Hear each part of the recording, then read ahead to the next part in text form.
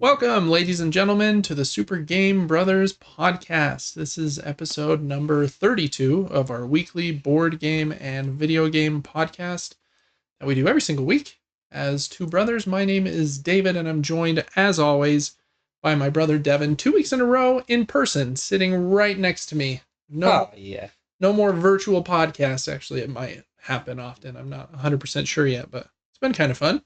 It is, yeah. I think virtual sometimes seems a little bit easier. Yeah, we're more in a flow with that for sure. But this is wonderful. Now we can have guests. Yeah. Yeah, who's going to sit on your lap next week? Right, Santa. Yeah, that sounds, festive, seasonal. Like it. Yeah. Yeah, I think the audio is going to sound a little better this week. The mic filters are working. It was being funky last week, so it's a work in progress. We're slowly making progress. The studio's getting a little better every week. But yeah, it's fun. Devin, just kind of putting a wrap on the month of October. I think this is all the Halloween candy left at my house, which it's quite a bit of candy in there, actually. But I think my oldest son got 4.5 pounds, and my second son, they're 7 and 5, got 4.3 pounds. So that was like 9 pounds of candy. Where'd that go? That's a good question. It's only October. What's today? 7th? 6th? It's November, but yeah. Oh, yeah, November. Today, it'll say on my iPad, it's the 6th of November. So, you can't leave a bunch of candy at my house for a week. It's going to be gone. You already know what's going to happen. But since it's here, I might eat a couple pieces during the episode.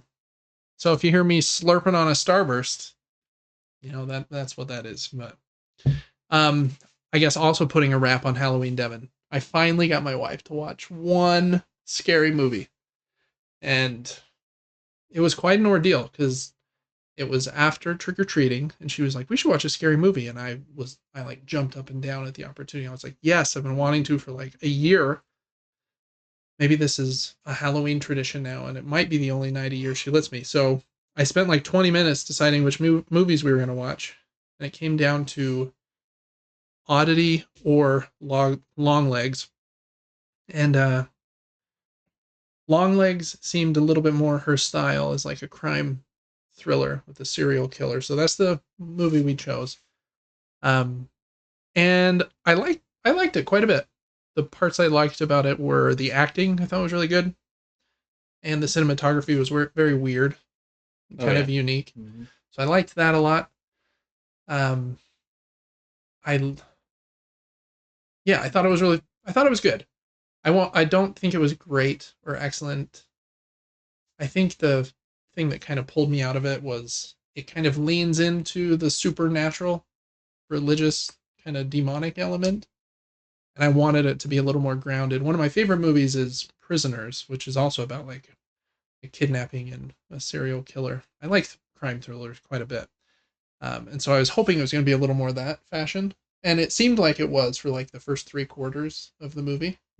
Even though she was seeing that like devil goat pretty constantly through the movie. My memory sucks. I love horror films, but I don't remember it. And I was like, is this in her head? And this is going to be a grounded movie? Or is she actually seeing the devil? And I think she was. And they ended up being these weird little demon balls that the guy put in some cursed dolls. It was all kinds of weird. I'm going to have to rewatch it. Pretty good movie, though. If you like one that kind of has a creepy vibe the whole time, definitely. And it's a little violent at a couple parts that catch you off guard, but nothing was like crazy over the top for sure. So yeah, enjoyed that one as my close to Halloween. That's a kind of endorsement for Longlegs. I think it has like I can't remember if it's a 6.9 or a 7.1 on IMDb. And I think that's about right. That's about what I would. Pretty decent for that genre. Yeah, no, totally. For the genre, it's really good. But yeah, anything above a 6 on IMDb in horror is usually worth a watch. I watched one last night called Starry Eyes. And I think it was from 2016 maybe. And it kind of like shows their idea of the struggle of going through Hollywood and becoming an actress, and Oh, the sacrifices she had to make were, I don't think, realistic. really? But it got weird. Yeah, it kind of just like turned into a slasher in a way. It was nutty. Wow. But dude, I went through Netflix, Hulu, Prime, Max, Peacock, Paramount, Shudder. That's probably about it. That's a lot. But I swear, all the highlighted featured movies, I've seen every single one of them. I was like, there's nothing else to watch for me. Just in horror or out of all movies, period? Oh, just in horror. Okay. Yeah. That's crazy. Yeah, you have seen way more of them than me.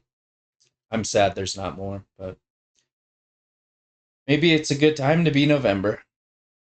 Have you seen Smile 2 yet? No, I would like to. That one's reviewed very well. Yeah, I liked the first. The first is super weird. I won't spoil it, but very weird. It kind of freaked me out when I was watching it. I went to the theater by myself and watched that. Wow. And Yeah, I couldn't do that. that was odd. So I hope the new one's good. I want to see Heretic though.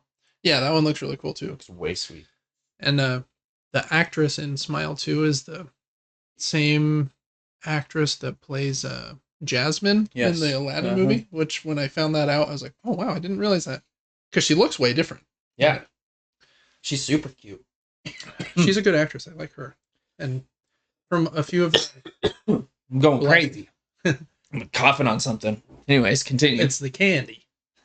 It is. There's someone put something in my candy. Yeah. A razor blade. Yeah.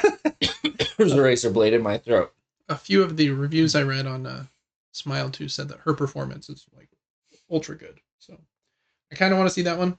That's that movie is a bit of a step up from Longlegs as far as like scares go. Oh, for sure. Yeah.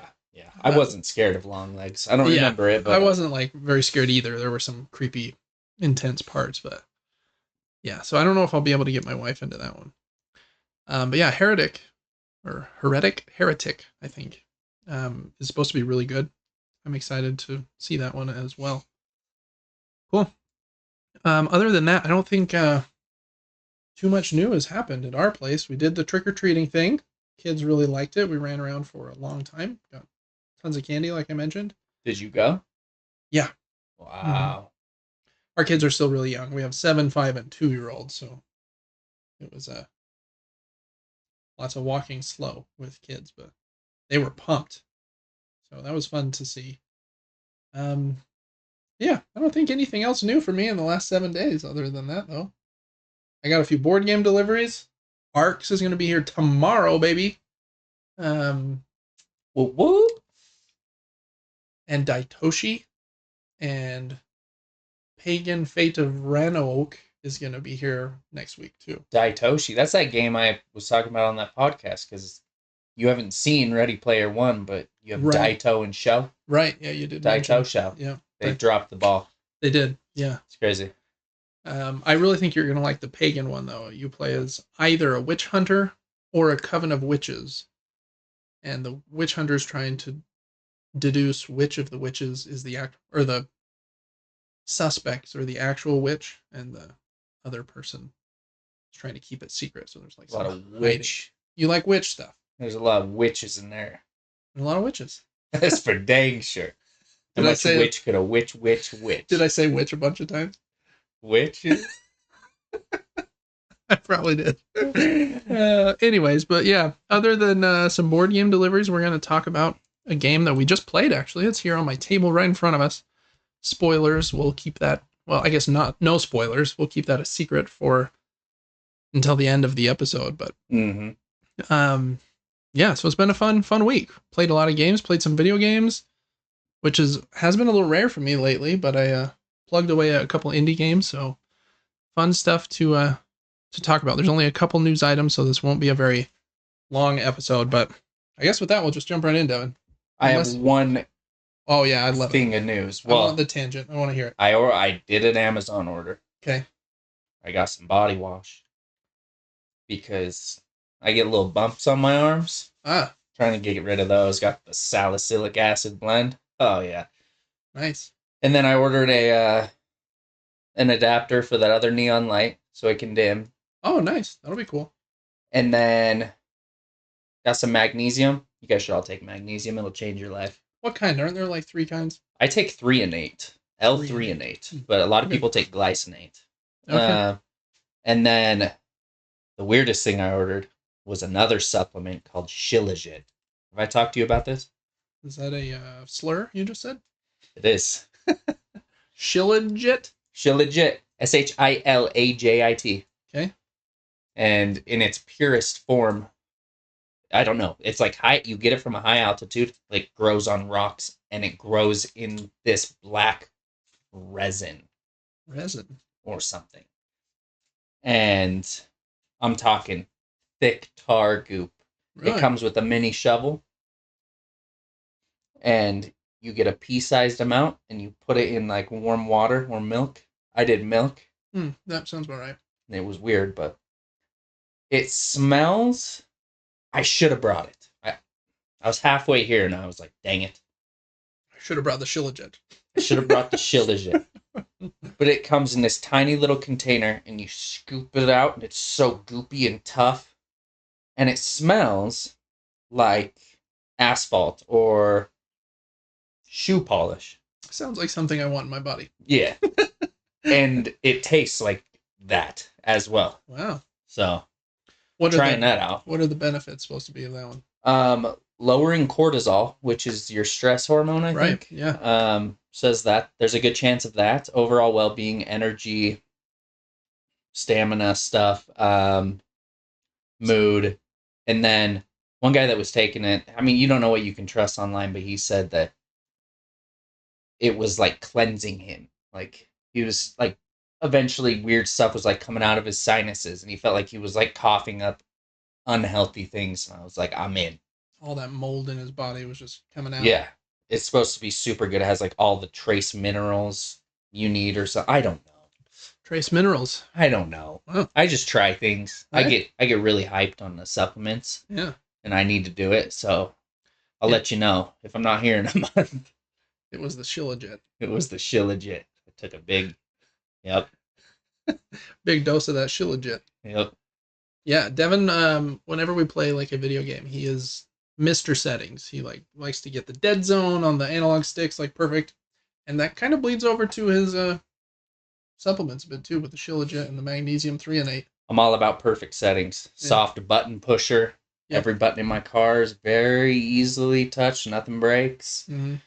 And then, yeah, with supplements and health, I test out all the settings. And some of them are useless, but there's a few. Creatine, magnesium, vitamin D3 that will stay in the arsenal. Yeah. You know what I mean? That's all for me. I don't know if I've done anything else. So did that, when you blend the Shilajit in the milk, did the milk turn black? Did the Shilajit dissolve? Or was it still goopy? Well, in water it dissolves, and it turns the water into like oil looking. Kind of. But then in the milk it kind of went like fine mist. I could kind of see some black, so I was like shaking it. And I took one of those frothers, started blending that up. Yep. And then the milk was way hot and frothy, and it was tasted like shoe polish. Warm shoe polish. Luckily, it was a pretty subtle taste, but man, that stuff's nasty. They say if you don't take it that way, though, it won't absorb, so. Because they have it in like pill form or like honey sticks. Oh. But I guess this is. You're supposed to drink it. This is the bioavailable form. I don't know. Yeah. So we'll see if I'm just super, super happy in a couple months. I don't know. Yeah. If you are, we've got the high altitude mineral rocks in Zimbabwe to thank. Himalaya. The Himalaya. Himalayan. They got Shilajit. it off of Mount Everest. The Himalayan. Exactly. Where's Mount Everest? Is that in the Himalayan mountains? I don't know. I don't know. I don't know geography. I don't either. Is it in America? Probably. Seems like most things are. Yeah. Speaking of America, we just had the general election yesterday, so everyone be nice to everybody. No matter what your uh, political leaning is, all are welcome here on Super Game Brothers. Just make sure you're all nice to each other out there. Craziness everywhere, so be the nice change if you want to see in the world. Cool. Well, I don't think I'll be trying the Shilajit anytime soon, but who knows? Maybe I'll be converted. Christmas is coming. Oh, I already know what everyone's stocking stuffers yeah, are. just a plastic baggie, like a sandwich bag, full of Shilajit. Mm-hmm. Cole and Shilajit. Yeah. Yep. You're gonna love it. I imagine I will. Cool, Devin. Well, that's quite a. And you ordered that on Amazon. Got there in 5 hours. Wow, really? Yeah, it was like noon, and it showed up at like 5:30. I was like, oh yeah. It sounds like there was a guy, like, in the ditch behind mom and dad's house, just dumping mud in a bucket, and he put a post up. It's like, hey, you want the Shilajit? We'll be there in 5 hours. There's a phone number on the bottle too. Oh, nice. He likes me. Yeah. Oh, that's funny. Well, I'll look into the Shilajit, or ask my wife. She's into that kind of supplement stuff too, so she's probably heard of it. Well, this is not the Shilajit podcast, even though that would probably be a very entertaining podcast.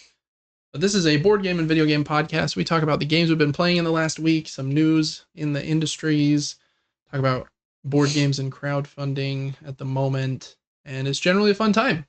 Please like the episodes, leave us positive reviews on iTunes, subscribe to the show on Spotify and iTunes, and you can also check out our Patreon and follow it completely for free on patreon.com/supergamebrothers. But if you do throw us a couple dollars over there, then you can get the episodes early right into the show. We'll go over your questions live on the show.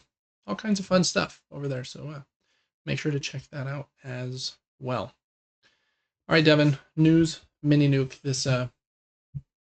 This week is just some smaller items here. We've got some board game announcements. I'm going to switch over to the screen here in just a second. But yeah, just a few board game announcements and a couple video game items. So swapping over here, let's see if I can throw this link up. It's not as easy with the visuals as it was virtually. Virtually, it's nice because Devin's $4,000 computer will just pull up everything immediately, but my computer will explode, so I have to throw the tabs from my iPad. But a few games announced to be coming next year. This first one is called Wizard's Cup, and it's being published by Pandasaurus Games in February of 2025, and designed by, I don't know how to pronounce that, but Saiji Kanai, I believe. And I'll read the description here and pull up this image, maybe scroll through a couple. What do we got going here? Looks like it's a deck of cards, kind of. Tonight starts the Wizard's Cup, a magical dueling tournament held once every century. As the king of a country, you will select the 6 best wizards from your kingdom and decide the order in which they will compete. Yes, your role ends there, and all that remains is to watch your trusted wizards battle it out. In Wizard's Cup, you want to build the best team you can, anticipating how your opponent might attack. Each player starts with a set of 18 cards, and your opponent draws a card at random from your deck that must be one of the wizards on your team. You then choose 5 more wizards, arrange 5 of the 6 wizards into a deck, then place the 6th aside in a waiting zone. Each player reveals their top wizard and places it in the duel zone. Then you see who wins. Resolve wizard powers first, then, if needed, compare the elements on these cards. For example, light beats shadow, nature beats water. If they share the same element, then they draw the next wizard from their deck to go against the opposing victorious wizard. Keep resolving duels until a player has no cards remaining. The other player claims a victory token. Each player can then swap 1 wizard from their 6 with an unused card, after which they again create a 5-card deck and duel. Whoever collects 2 victory tokens first wins. Kind of an odd rock, paper, scissors kind of mechanism, it seems like, with the different suits beating each other. But I don't know. Could be a fun, light, what seems like a 2-player card game. Kind of reminds me of Jaipur with the best of 3 mechanism where you have to get 2 of the victory tokens. Next up is one that's probably going to be a bit more popular, I would imagine. This one is a 2-player variant of a very popular game called the Isle of Cats. I have the Isle of Cats on the shelf behind Devin. You probably can't see it just off camera, but this is Isle of Cats Duel, and it actually comes out next month, December of 2024. My synopsis is much shorter. You are citizens of Squall's End on a rescue mission to the Isle of Cats and must save as many cats as possible before the evil Lord Vesh arrives. Each cat is represented by a unique tile and belongs to a family. You must find a way to make them all fit on your boat while keeping families together. The Isle of Cats Duel replaces the card drafting from the original Isle of Cats game with a new movement system guided by an Oshax cat. Players take turns moving around the island, where your move determines which cats, treasures, and lessons you can access and will shape the options available to your opponent on their next turn. In the end, the player who best balances rescuing, completing lessons, and limiting their opponent's options will prove themselves as the ultimate cat rescuer. Cool. I like the Isle of Cats. It's fun. It's not my favorite polyomino game or my favorite card drafting game, but it mixes those things together pretty well. And it seems like here, instead of passing your cards around, you're moving that white cat in the middle. See if I can zoom in on it. Yeah, right there a little bit. To different spots in order to choose what you're taking, if it's one of the objective cards or a new cat for your boat. And much like the first one, you have to cover up as much as you can, because any rats that are showing, I'm assuming, are -1 point, just like they are in the base game. So that one is coming I've out. played the base game. Have you? Now that I'm seeing this, yes. Yeah. I think it's been a minute since I've played it, so it's probably been a minute since you've played it too. But yeah, that was one of the earlier games I got getting into hobby board games, and it's been one I've been thinking about purging for a while. But I do like it. It's a fun game.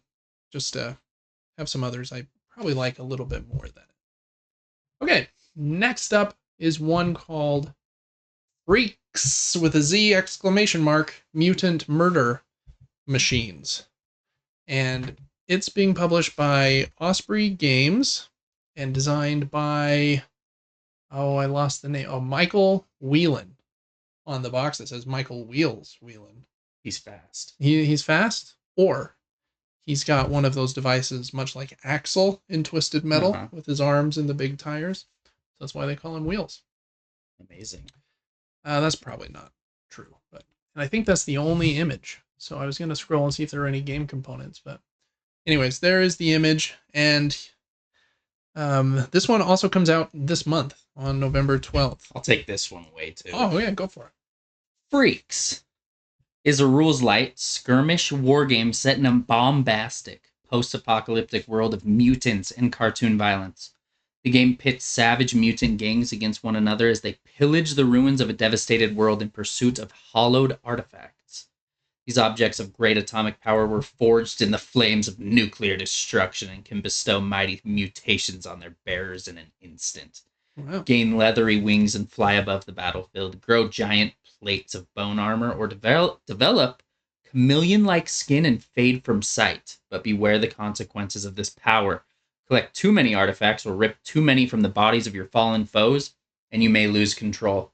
A mortal can bear only so many mutations before they are twisted beyond humanity, becoming one of the monstrous creatures that stalk the wastes. Freaks features streamlined gameplay to get you playing quickly. Generate an entire squad in seconds by drawing from a standard deck of playing cards. Move your fighters without measuring.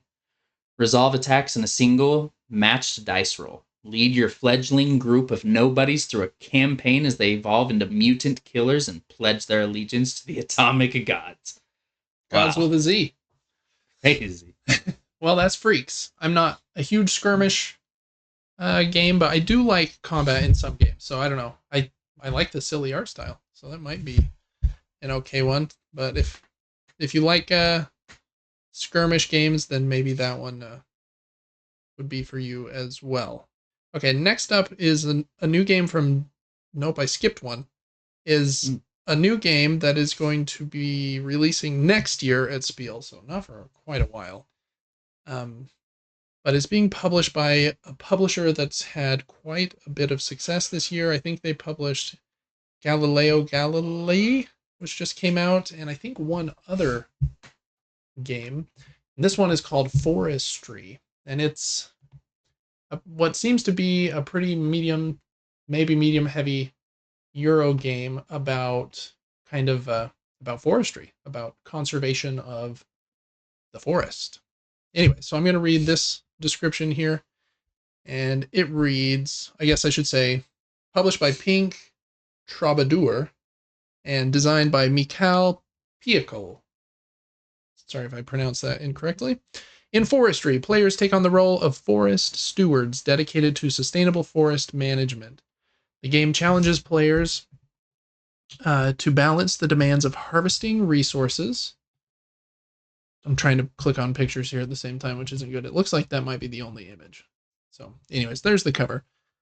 With harvesting resources and fulfilling contracts with the need for environmental conservation. Every action taken has a lasting impact on the forest's health, and players are encouraged to make responsible choices from planting new trees to adjusting water streams for optimal moisture retention. Drawing from the expertise of real-life foresters, Forestry provides a realistic and educational glimpse into the work of forestry, making it as engaging as it is enlightening. As a Euro game focused on strategic action management, Forestry relies on a dual worker system in which players control a harvester and a manager, each with distinct responsibilities. The harvester moves through the forest, felling trees to meet contract demands, replanting saplings, constructing infrastructure, and adjusting water retention to promote a healthy ecosystem. Meanwhile, the manager oversees resource collection, utilizes sawmill buildings, fulfills contracts, and optimizes wood processing. Players must carefully allocate action points between these workers to make sustainable choices, enhance infrastructure, and ensure the forest thrives while meeting demand. I like worker placement games that have varied workers. I think that's a fun mechanism. It didn't say here that it is worker placement, but you use action points on the different workers. So I don't know. That could be a cool one. Seems like it's getting some early buzz for release a year from now. So if you're wanting to be hyped about a game you can't play for a year, there you go. That's Forestry from Pink Troubadour. I'll be thinking about that game. Yeah, well, until it comes out. Probably. Devin's going to learn all about forestry. He's going to start planting trees in his backyard. Mm-hmm. All kinds of stuff. I'll order seeds tomorrow. Yeah. All right, next up is one called Coming of Age. This one is from Ludo Nova and Danny Garcia, who is one of my favorite recent designers recently. Some of the games that he's designed is Daitoshi, which we talked about. It's coming next week.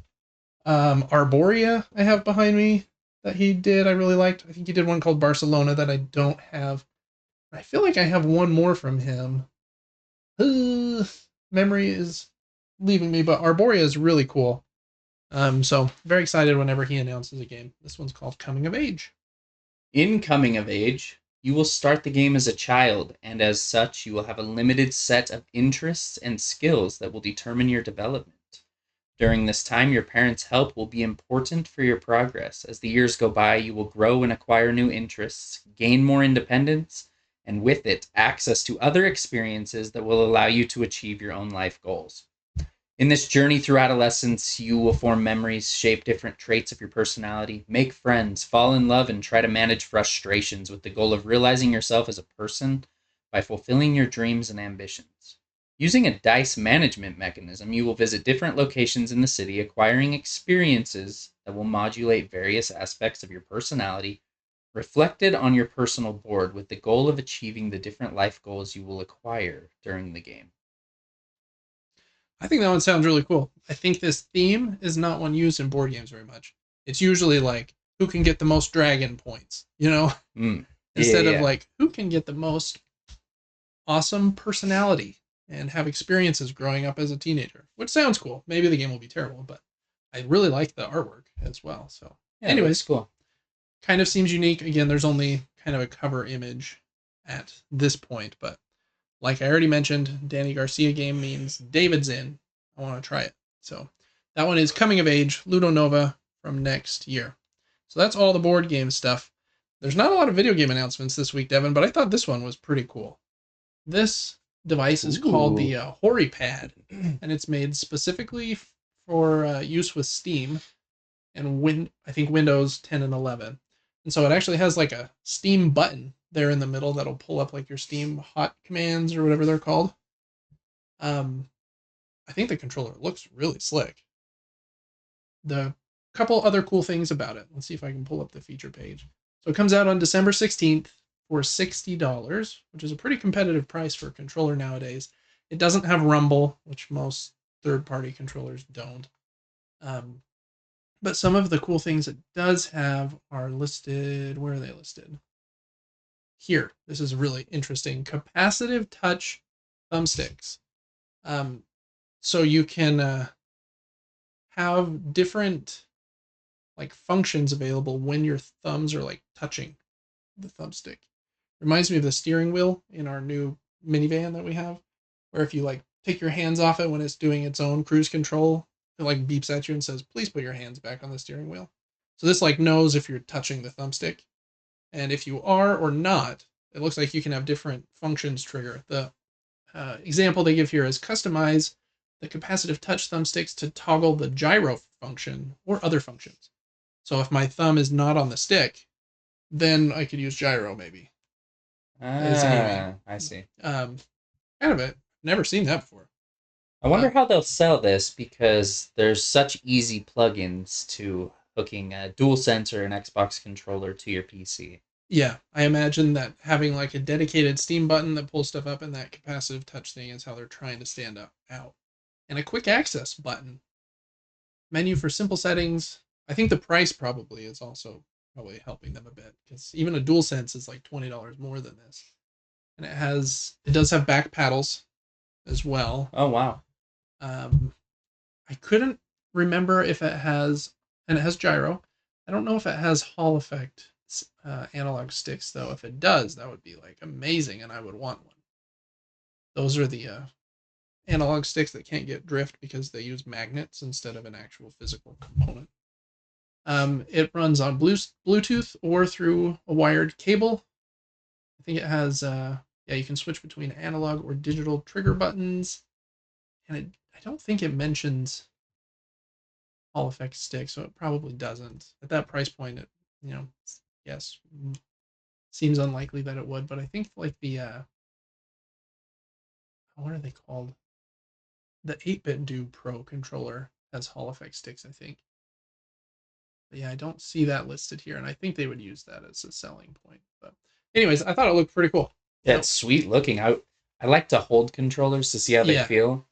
The like lines look so straight almost that I'm like, is it going to be like ergonomic? It feels like, I don't know, maybe flipping here to the back though, it kind of looks nice. What's that? Wired. Oh, and that's the trigger type. There's a little toggle on the back. And I think it comes with a Bluetooth adapter if your PC doesn't have like Bluetooth built in, which is cool. So December 16th for that guy, if you really like gaming on PC and have wanted like a cool new controller. All right, next up here in the news mini nuke, we just got through kind of the game announcements. This one is new games to subscription services. Excuse me. And this first update here is for Xbox Game Pass. And this is the first wave for November 2024. And some good looking games here, in my opinion. Kind of wish I had Game Pass, especially for this first one.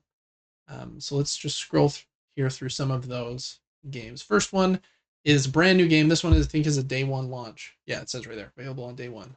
Metal Slug Tactics, which is a tactical strategy game. And the review I read from Push Square, who I really like that website, they said that it's some of the best tactical gameplay since Into the Breach. And Into the Breach is an awesome, awesome game. So I'm excited to try this one. If you have Game Pass, make sure to try it. It's included. As long as you like tactical games, it has cool pixel art using the Metal Slug characters. I'm very excited to try that one. Next up on November 6th, which is today, I think we discovered, right? Yeah, is Go Mecha Ball. And I'll just open that while we're here. That one is out on November 6th. It's a twin stick shooter with rogue-like progression. I don't know much else about it. A couple of other smaller ones here on the 6th. Harold Halibut. It's a handmade narrative game about friendship. Friendship and and fish. Yeah. The Rewinder is a 2D puzzle adventure game. You got me. Inspired by traditional Chinese folklore. You still got me. I'd play that. 2D puzzle game. Love it. Turnip Boy Robs a Bank. I've actually heard that these Turnip Boy games are kind of funny. Like Turnip Boy Commits Tax Evasion, I think is the first one. So that one's also on the 6th. Then on the 7th, you got Goat Simulator Remastered. This is also available on day one. Game is kind of famous for just being ridiculous, and you can run around as this goat with its tongue hanging out and doing weird things. Then I think the next big one is Microsoft Flight Simulator 2024 on the 19th. And that's also available on day one. Flight Simulator is one of Microsoft's most critically loved series. I think you can fly from thousands of real airports, and the cockpits and everything are actually made to feel true to the aircrafts, and you can play in ultra hard mode where you actually have to press all the buttons correctly and stuff, or you can just fly. And I think it uses Google Maps data to populate areas too, so you can fly over your hometown and it looks like it. Weird stuff. Crazy. So that one's on the 19th, and I think that's the end of this update here. They do mention StarCraft Remastered came to PC on the 5th, same with StarCraft 2, and a couple DLC packs for Call of Duty Black Ops 6, which was also on Game Pass last month. So, and a few things leaving. All right, so that is Xbox Game Pass. Next up, there's one game on the Epic Game Store, and there's also an Apex Legends pack if you play that a lot. This one's called Deceive Incorporated, and it's been out for about a year, and it says go undercover as the world's greatest spies in this multiplayer game of subterfuge. Disguise as anyone, deploy high-tech gadgets, or neutralize the competition. As long as you extract with the objective, no trick is too dirty when you work for Deceive Inc. I'd actually never heard of this one, but I checked it out on OpenCritic. It's in the mid 70s, so pretty respectable score for a not very well-known multiplayer game. So make sure you add that to your Epic Game Store library, especially if you like playing games with friends. All right. Next up, a big update for Amazon Prime. If you have Prime, are you going to let me watch? Yeah, get that X out of here. There's a bunch of free games in November. Some of them I think they've maybe given out before, but man, quite a few. So here's kind of an image of some of them. Some big ones. So first up on the 1st, so it's already available, is Marvel's Guardians of the Galaxy, which is an awesome, awesome Guardians of the Galaxy game. Mafia Definitive Edition, also on the 1st. Then tomorrow, from when we're recording, is Dishonored Definitive Edition, also an excellent, excellent game. Duck Paradox, I don't know what that one is. Navigate the infinite domains of the multiverse as savvy scientist Dr. Paradux in search of her pet duck. I loved what I just read. That's also on the 7th. Then Close to the Sun on the 7th. And Disney Pixar Cars, which I've played Disney's Pixar's Cars 2 and 3, which are actually pretty fun. I don't know what the first one's like, though. Bang Bang Racing is a pretty fun top-down racing game. Snakebird Complete, I don't know what that one is. Embark on an extraordinary puzzle-solving adventure. Done, I'm in. Love puzzles. And then on the 14th, Mrs. Holmes, The Case of the Dancing Men Collector's Edition. I thought it was of the Dancing Men Collectors. Maybe it is. It's that edition. Yeah, I don't know what's going on. Chasm the Rift, having its roots in 1997 and developed in Ukraine. Chasm the Rift is one of the most thrilling and innovative first-person shooters from this era. House of Golf 2, also on the 14th, and Tomb Raider Anniversary, also on the 14th, and Blade of Darkness. Then on the 21st, you got Max, The Curse of Brotherhood, Overcooked Gourmet Edition, great game. Gloomy Tales One-Way Ticket Collector's Edition. They got a lot of these collector's editions going on. Super Meat Boy, awesome indie game. Moon Scars, Under Grim Moonlight, Fierce Claiborne Warrior Grey Irma battles driven by a lonely purpose. Find the sculptor and unravel the mystery of her existence. I don't know what that said. Riot, Civil Unrest, Elite Dangerous, a big game about space. To keep our show family friendly, we got Sir Whoopus. Sir Whoopus, Immortal Death. Warning, this game contains puns, dad jokes, Flappy Bird-like arcade minigames, breaking of the fourth wall, and jabs directed at try-hard, overly serious RPGs. There you go. Jurassic World Evolution. I played the second one of that for a minute. It was kind of fun. It's basically a roller coaster tycoon, but without roller coasters. You're building a dinosaur park. What was that called? They had one called Dinosaur Tycoon, I thought. It doesn't matter. And then on the 27th is the Jurassic World one, and Mystery Case Files, the Dalamar Legacy Collector's Edition, and Shogun Showdown. So some bangers and some games I've never heard of before, but if you have Amazon Prime, make sure you add these to your Prime library. It's just free games included with your subscription. All right, Devin, I think that is all of the games to subscription services. Any of those that we just went over that seem hot news to Devin? Guardians of the Galaxy was fun. Yeah, I like that one. I recommend playing it. It's good enough. Mm-hmm. And then, goodness, just like the two that are big here, I guess Jurassic World, that seems funny to me. Yeah, just because it's dinosaurs. Mm-hmm. But yeah, I would check out Overcooked as well if you like co-op games, and if you have Game Pass, I would try out Metal Slug Tactics. I would also play Dishonored. Yeah, excellent game. Yeah, there's some good ones in there. For kids like cars, supposed to be pretty fun.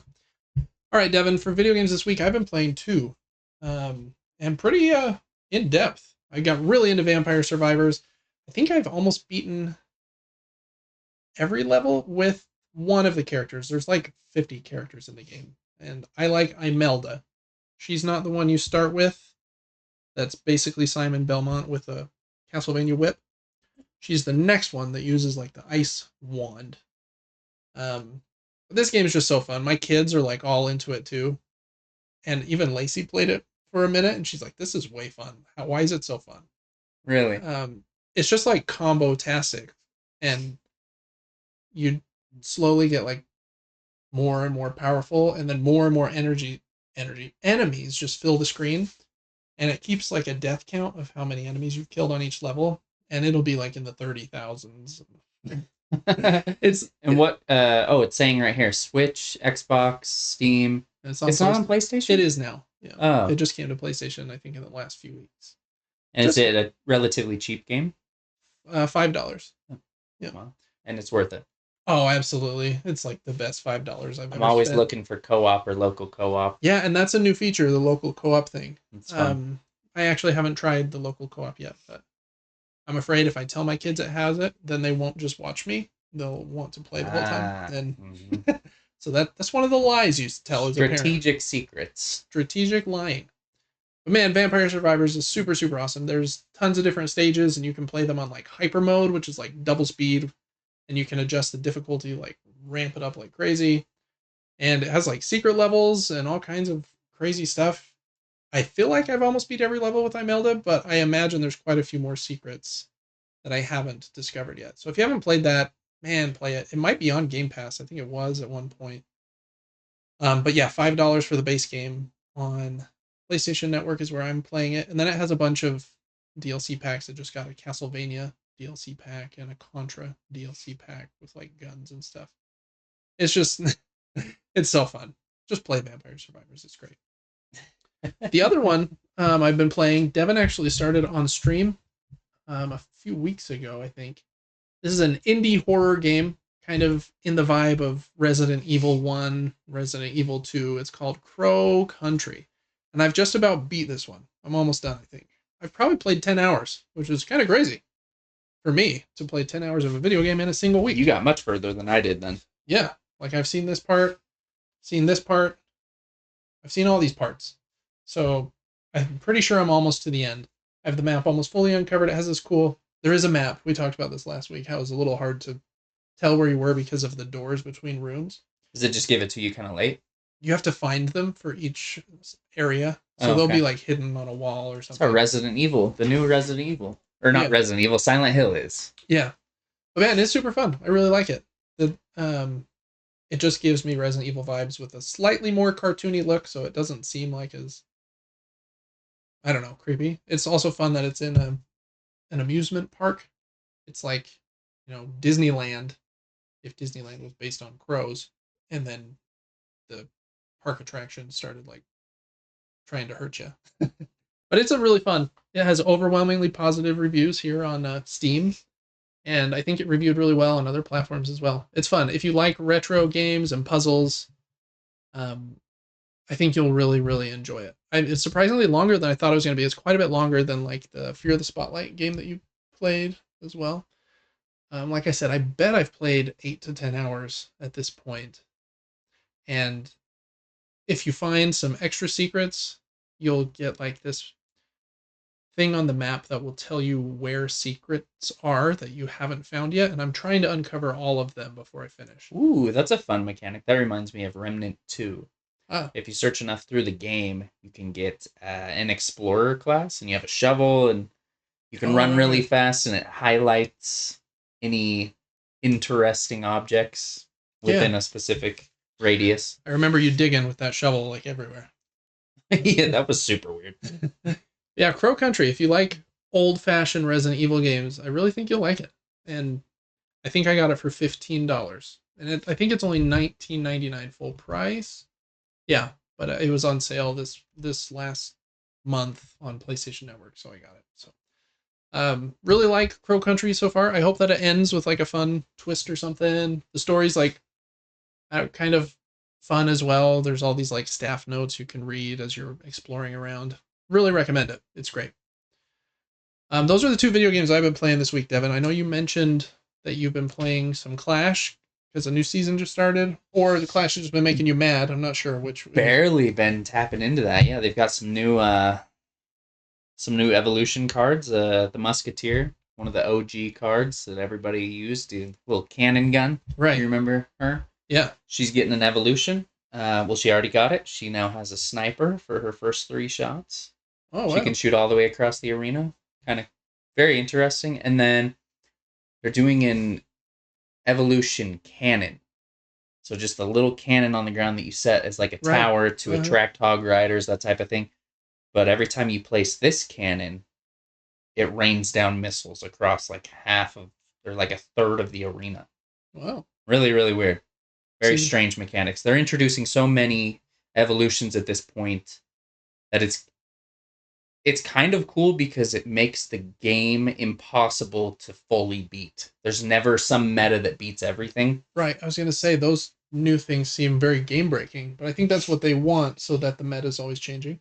Yeah, it drives some people crazy because it's not OG and everything's not predictable. Yeah. But I kind of like it because it keeps Keeps it it fresh. a little fresh. Yeah. Yeah. But battle passes, man. Can't keep paying for them. So, Yeah, they'll get you for sure. other than that, not too much gaming for me. I played a board game today. You did. Yeah. And that'll bring us into our board games of the week. I think I've played 2 that I want to bring up. And then for our closing segment, we're going to go over the one that we have here on the table in front of us. So, little tease there, but we'll go over that in our closing segment. So, let me see, Devin. I think you threw this tab over to me once. Will you throw it one more time? Oh, there it is. Yeah. So first up, Devin and I played last week, and I've played it again since. So I've played it quite a few times at this point. I actually win the game. Stop talking, me. I posted my review today of the Lord of the Rings Duel for Middle Earth, which is a really fun 2-player game where you're trying to win in one of 3 different ways, either taking different support cards that are green, or going up the ring track and getting Frodo and Sam to Mount Doom, or as the bad guy getting the Nazgul to catch Frodo and Sam, or to have complete control over Middle Earth by having one of your troops in all 7 locations. Sounds like a lot, but it's a really simple game because all you do on your turn is either take a card or claim a landmark tile. Really, really excellent. This game has been uber popular for the last few months. I think it's going to be very popular for quite a while. I imagine they're going to release an expansion or 2 for it, and I'm all here for that. It needs it. I think just slightly. I think for like the gamers like me that kind of prefer games a little bit heavier than this one, that would be really cool. Especially if the expansion added, like, now the Sauron and the Fellowship characters play a bit more differently or feel a lot differently. That would be really cool. But overall, really, really like the game. If you want to see the review score I gave it, make sure to check out this video. That would really help me. Give it a like as well. That would also help me. All kinds of those goodies. So play that again. Really, really enjoy it.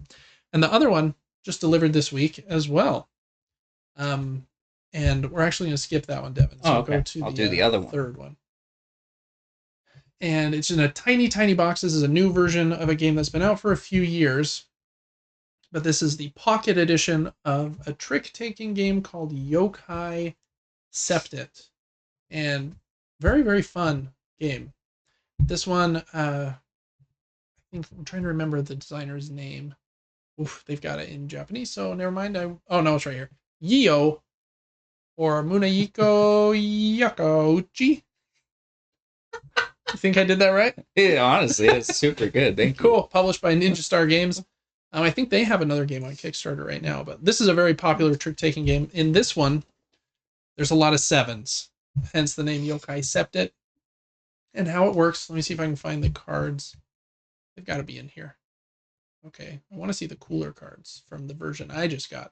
Here they are. Ooh. There are 7 different suits in a regular deck of cards that you usually play like hearts and spade, trick-taking games with.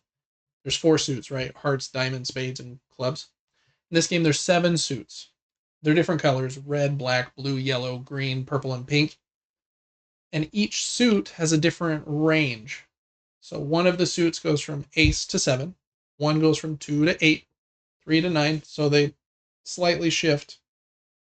But all 7 suits have a 7 in it. And like I said, lots of 7s in this game. The 7s are important. They're shown right here. The 7 7s and the ace, which are the special cards in the game. And they're the only ways that you can score and win the game. So you're playing trick-taking, where you must follow like the same suit if you have a card of that suit in your hand. You're trying to win the 7s. Obviously, the 7 in the bottom right corner, where the suit only goes from ace to 7, is the easiest 7 to win, because the 7 is the highest card of that suit. So if I play that 7, I will win that trick unless somebody plays it with the trump or trumps it somehow. But some of these other ones, like this one, the blue one, goes from 7 to 13. So the 7 is the least strong card. So that 7's harder to win. Couple little wrinkles. The ace, there's only 1 in the green suit. The ace wins everything no matter what. So it's like the ultimate trump card. And you play this game in teams of 2. So I'll get 12 cards. My teammate will get 12 cards. And then the other 2 players will also get 12 each. So that's 48 cards. But 7 times 7 is 49. So there will be 1 extra card. It gets flipped over. And whatever card that is, that color or that suit will be the trump suit for this round. So if that was blue, then blue would be the trump suit of the round. Man, I really, really like this trick-taking game. I only have a few trick-taking games. Cat in the Box is one I really, really like. I have another one that I have been really wanting to try called Aurum. And that one is a must-not-follow trick-taking game. If someone leads with a suit, then you're not allowed to play the same suit, which I think is going to break my head. I haven't really gotten into trick-taking. Some people, this is like the only genre of game they play. I'm a little late to the trick taking party. But man, this one's excellent. Really, really love Yokai Septet. I think we played 2 or 3 full matches. Can you guess how many points you need to win? 7. Yeah, good guess. Yep. If you get 7 points, you win. The white stars on the card show how many points that card is worth for you winning that suit. So that green 7 again is worth 0 points, but getting the 7s is how you can win the round. Anyways, really, really excellent trick-taking game. If you haven't played Yokai Septet, I don't know if the Pocket Edition of this is available quite yet. I backed it on Kickstarter, but I know it's going to be on Ninja Star's website after they finish fulfilling all of the Kickstarter orders. So highly recommend that. It's a tiny, tiny box, but it fits sleeved cards, and it's just like 65 cards in a tiny box. It's right up there, Devin, if you want to grab it, just for funs and giggles. But yeah, Devin, show them how tiny that bad boy is. Ooh, I don't know if that'll be in the camera. Let me go back to the face cam here for a second. But yeah, super, super cool. Just a tiny little box. That is like quite literally a box that could fit in your pocket. Hence the name Pocket Edition. So there you go. Anyways, those are the 2 games I played this game. Really enjoyed, or this week. Really enjoyed both of those. And we'll save the 3rd game. Oh, nice. Look at that pocket shell. It fit in my pocket a little better earlier today, but I'm wearing sweats, so that makes it a little easier than, jeans. And the 3rd game we played together just barely, so we'll cover that at the end of the episode. All right, Devin, for games you're looking forward to this coming week, anything that you're looking forward to playing? Any video games? I wrote down here, the big releases this week are Metal Slug Tactics, for me at least, and Mario and Luigi Brothership. That one got some really good reviews from a couple sites, and then some really bad ones from a couple other sites. So I'm really confused on if that one is supposed to be. What were they saying was bad? I'm not sure. I didn't read them. I just looked at the aggregate numbers and stuff. But that one, I really like the art style, so I hope that it's one that I will like. I guess, Devin, in other news, you did get a Switch with yeah, currently borrowing a few Switch, and most excited to try Tears of the Kingdom. Yeah, it's an excellent game. You're gonna love it. I think that I will love it, but I also am overwhelmed because those games are massive and there's always things to do. Yeah. It is, yeah, it is like that. What I do in those games is I don't mainline it exactly, because there's this one's a bit bigger than Breath of the Wild, but there's 4 main dungeons, right? And then a couple other things that I won't spoil.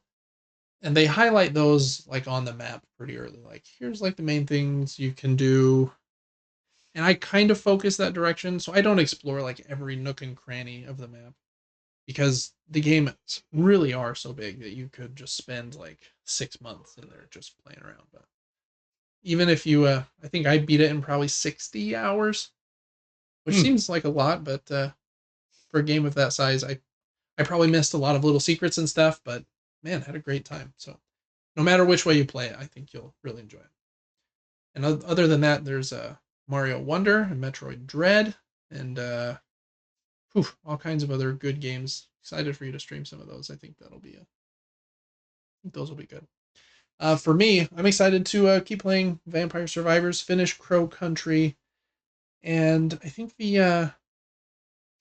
that's probably the big ones for me. I want to start Arranger, the role puzzling adventure, and Wizard with a Gun, but I'm going to hold off on starting those just in Indie Game Central, which is something I really enjoy. So I need to get back to UFO 50 as well. So lots of indie games all around. For board games, I think I already mentioned this at the top of the episode, but Arcs is delivering to me tomorrow, which I'm very pumped about. I'm getting the base game and the Leaders in Lore expansion and the Blighted Reach big box expansion. Oh, shoot. Yeah, let's just take a peek at those, because they're kind of fun. I think I put the Blighted Reach expansion link in the document, but yeah, Arcs is really, really cool. Just the next newest game from Leader Games, who does Root and Oath and Vast and lots of other 4-letter games. This one's really cool. It's also a trick-taking game where you are playing cards from your hand. You have to follow the lead suit primarily if you want to have like a powerful turn, or you have a little leeway in this one. You can shift to a different suit, but then you only get like one action of that suit. And yeah, the artwork in this one is just so great. I've played it twice on Tabletop Simulator, but it'll be really nice to just have the physical game because I do feel like in a trick taking game, holding those cards in your hand actually is like such a big part of it. And yeah, just really pumped. Oh, I played this on the simulator, didn't I? You did. It's been a while, but you did. And the for the expansion, where is this at if I click on it? Blighted Reach. So this expansion, it takes that base game and kind of cranks up the variability of it by giving you like a completely different set of factions that you play as. And you don't just play one game, you play what they call a micro campaign, which will be 3 different games back to back to back. You don't have to play them all in one sitting. They have like a save system you can put in the box, but and then whoever wins at the end of the last 3rd chapter is the overall winner. It also adds like a 4th faction, or not 4th, like a non-player character, kind of empire, I think is what it's called. And it changes the game quite drastically, to be honest. And there's like there's like hundreds and hundreds of like unique cards in there. There's not even very many pictures, but I'm super excited for that. It's been I ordered it back in July, and it's finally delivering tomorrow. I've been checking the UPS. I think it's actually FedEx tracking like every day. I'm like, oops, getting closer. You know the person's name that's delivering it? I don't, but I probably That'd should. be concerning. That would be. If I was more social, I'd go out there and meet them when they deliver my dozens of board game packages. But instead, I look out the window, see them, and I hide like behind the door until they're gone, and then I grab it. We're all antisocial. Yeah. So that delivers tomorrow, and then I got a note today saying that this game that I also pre-ordered a couple months ago, and one other one that we'll get to in a minute, are out of pre-order status, so I could release my hold and they'll send it to me. So I did that today. So they should be here. My guess is probably won't make it this week, but they'll be here next week. This one's Daitoshi, another game by Danny Garcia that we talked about earlier with the Love that guy. What game was that? Coming of age game about the teenagers growing up in the arcade and stuff. This one is I think it has this cool round board here. Oh, that's not a great picture. And I think you're moving around kind of this rondelle, but you're also adjacent to this big forest. And I can't even remember the theme so much, but I just like his games so much that I kind of ordered it on blind faith. So maybe that was a dumb idea, but I like the dual layered boards. It looks really cool. It's a heavier Euro game. Probably, what did the weight say? I think it's like 3.5. 3.9. We're cooking up there, but that doesn't have very many votes yet. Your Arc expansion was like 4.4. 4.5 or something. Which I don't think is true. Arcs is not that complex, but the expansion does crank it up a little bit. So anyways, I'm excited for a couple of these more complex games to show up. And then in that Daitoshi order will also be this one, Pagan Fate of Roanoke. How would you pronounce that? Roanoke. And this one is a 2-player only game where one player plays as a witch hunter and the other player plays as the leader of a coven of witches that's trying to protect this list of suspects, one of which actually is a witch, but the other ones are innocent. And so the witch hunter is trying to figure out which of these 9 cards in the center is the witch. And if they can figure that out and like take them to trial or something, then they win. And the other one is trying to hide it from them. So there's a bit of like deduction and hiding, which is cool. But then it's also like a card play game. So I think that you'll really enjoy this one. Devin really likes the card games that have cool combos and stuff. And I think the theme here is really cool too. It has a few expansions as well, and you can get them and then get into like deck building where like before the game starts, I'm like, okay, I'm going to construct my 50 card deck or whatever. And it's going to be different this time than last time, but I just got the base version for now to see if we enjoy it. But excited to try both of those. That was quite a bit of talking, but hey, I like pulling up pictures from time to time. And I don't think I had any of those pictures up on the screen. So we're on the wrong scene. You guys just watched us the whole time. Well, there they are for a second. But anyways, that's just going backwards. Here's Pagan, Fate of Roanoke. And if we hit back a few times, then you'll see Arcs for a second. I bet that looks hilarious because it's us just staring up. Oh, yeah. And Daitoshi here with the cool wheel. That's so funny. Anyways, so you had to use your imagination a little bit there. Or if you're listening to us in audio only, then you really had to. And now you thought we were showing something on the screen that we totally weren't. So joke's on us, I guess. But or on me for not hitting the button on the stream deck. But those are the games I'm excited about for the coming week. All right, Devin, there's only a few items of news today, and they're all video game related. The first one is definitely the biggest that people have been talking about for the last couple of days. Nintendo had a new internal meeting, which has a very exciting name. Corporate Management Policy Briefing. That's a meeting I want to be in. Yeah, me too. But there were a few important things that they mentioned there. I am going to switch. Okay, we switched to the screen scene, and now we're going to send this. Maybe you already did. No, I tried. I didn't know how. Oh, it's again because it's a Twitter thing, huh? I could read you the tweet. There you go. Yeah, do something. I got you. I need to delete Twitter off of the iPad now too, I guess. Oh, this is Furukawa. I think he's Nintendo's president. At today's corporate management policy briefing, we announced that Nintendo Switch software will also be playable on the successor to Nintendo Switch. Nintendo Switch Online will be available on the successor to Nintendo Switch as well.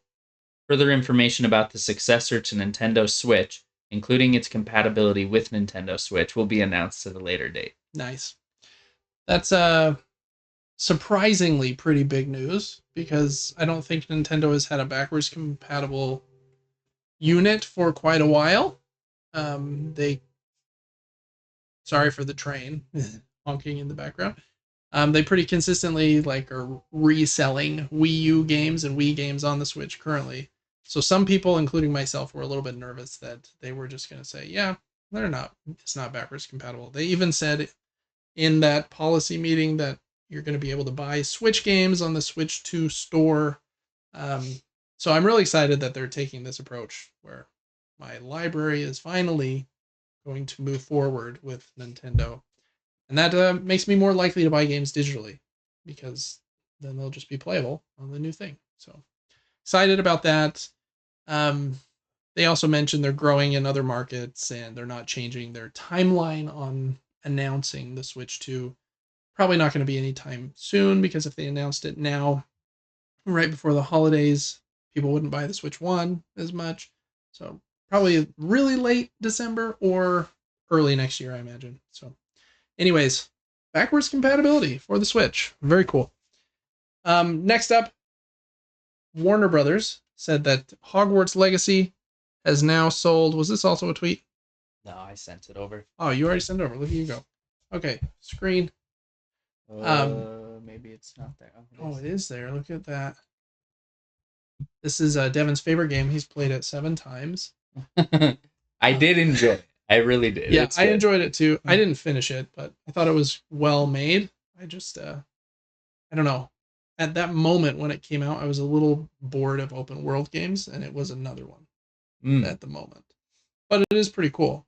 The combat's pretty good, even though I don't know, it feels weird to just be able to say Avada Kedavra to a spider and stuff. Yeah, if you don't take the unforgivable curses throughout the game and just basically leave them in inventory and not use them, there were some parts of that game that were extremely difficult.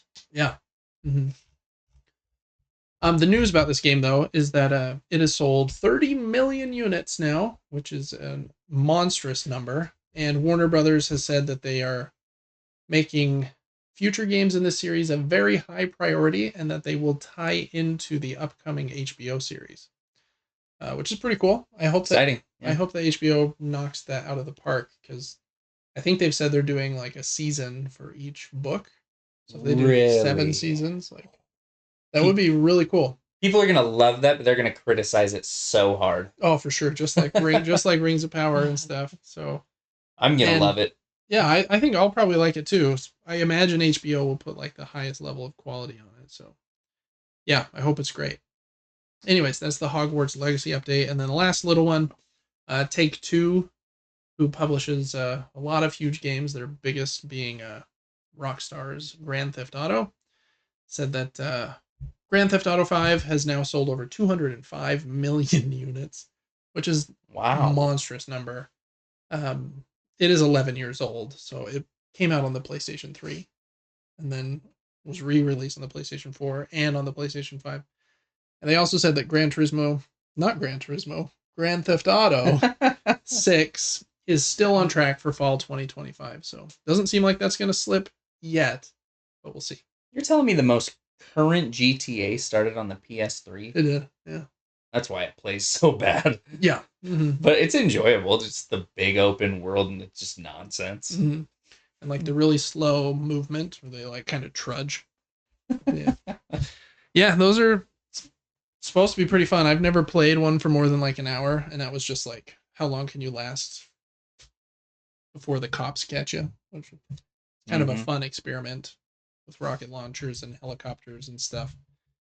All right, Devin, that's going to bring us to crowdfunding corner for this week. This is today's November 6th, so this crowdfunding corner will go out on November the 8th. First up here, I guess just a little heads up. We usually show games that are somewhat interesting to me. I choose them. There's almost an unlimited number, and so it's hard to include everything. So sorry if I missed something that you're interested in. I'm generally kind of a Euro gamer at heart, so that's kind of where I lean. But this first one is from All Play, and they do a bunch of small games in little boxes. Devin, I have 3 of them right here, standing up here. Wow.